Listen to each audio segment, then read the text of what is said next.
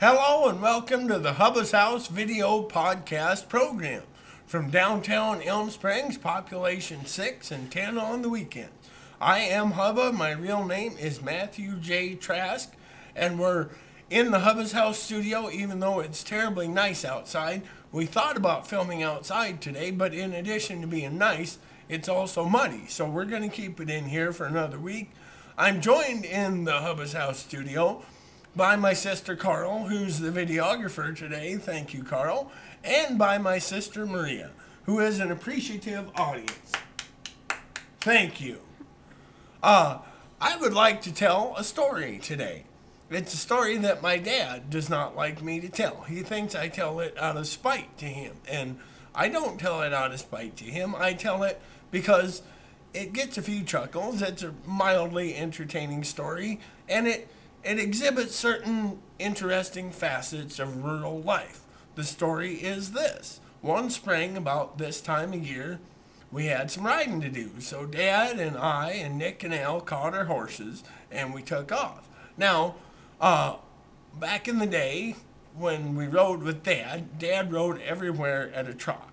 And I did not like riding at a trot. The trot, of course, for the uninitiated, is the one in between the walk and the gallop, which is a very bouncy gait.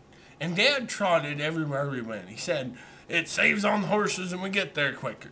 So whenever we rode with Dad, we trotted, and incidentally, it seemed like every morning that we had to go riding, Mom would cook pancakes, and we would fill up on pancakes, which would fall to the bottom of our stomach, and then we would get on our horses and trot all over the lone prairie, and pretty soon you were very, very uncomfortable. I don't remember if we ate pancakes that morning or not, but we were trotting along. I was riding my Dan horse. I had a horse named Dan.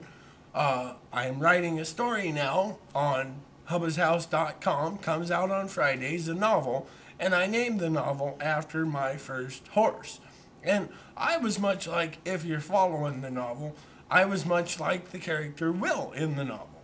I liked riding in theory, and once I got on the horse, I wasn't quite as comfortable. I was a chicken, was what I was. I was a chicken cowboy. And so anyway, whenever we went riding and Dad would trot away, and I would be reluctant to trot because I didn't want to go fast. So we're going along, and Dad and Nick and Al are way out ahead of me. And Dan wanted to catch up to him, but I was holding him back. And so we're going along, and finally he'd had enough of me, and he just takes off at a lope. And I was wearing a pair of 5-buckle overshoes, and the right one didn't fit into the stirrup. And so I just really, this is shameful to say, I just panicked and fell off. And I fell in the only snowdrift left in Meade County, but it wasn't enough. It was just a tiny puddle of snow, you know. Quit laughing, Carl. You're shaking the camera. I fell in the only remaining snowdrift in Meade County, but it wasn't apparently enough. And when I got up, I hurt terribly bad. And of course, Nick and Al and Dad came riding back. And Nick and Al thought it was funny, and Dad did not think it was funny. And so he came riding up saying things about, you know, that he was saying what a nice day it was and how he enjoyed riding with his son, things like that, you know. And my shoulder hurt terrible bad. And he said, Dad said, get back on your horse. And I said, well, I was crying. In addition to falling off the horse, I was crying because I was a little wimp, chicken cowboy. Quit laughing, Carl. You're shaking? So I'm laying there on the ground in the only remaining snowdrift in Meade County, and I'm blubbering. And I said, well, Dad, my shoulder hurts. And at that point, he lost his patience, and he got off, and he gave me a spanking. And he gave me a pretty good spanking. And then he put me back on my horse, and not too gentle. He sort of slammed me back on my horse.